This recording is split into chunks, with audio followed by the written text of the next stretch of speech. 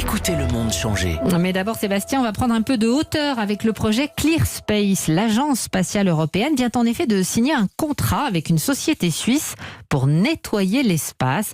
Ces milliers de débris en orbite autour de la Terre qui deviennent dangereux. Et pour cette étonnante première mission nettoyage, une machine spéciale sera lancée en 2025. Les détails avec Laure d'Autriche. Le satellite, avec ses 4 bras articulés, pourra capturer un débris dans l'espace et le rapporter vers l'atmosphère terrestre où il se désintégrera. Après 60 ans d'activité spatiale, plus de 40 000 objets de plus de 10 cm gravitent autour de la Terre, des morceaux de fusées ou de satellites abandonnés. Ces débris à la dérive gravitent à 28 000 km/h, comme un Paris-Marseille en 3 minutes. Et si un jour ils entrent en collision avec des satellites en fonctionnement, les conséquences peuvent être graves, explique Luisa Innocenti, chargée du projet à l'Agence spatiale européenne. Si un petit débris touche un satellite qui est opérationnel ou un autre débris, il va le faire exploser. Et ces satellites, ce sont les satellites avec lesquels on a la météo, on a les GPS. Si le nombre de débris continue à augmenter,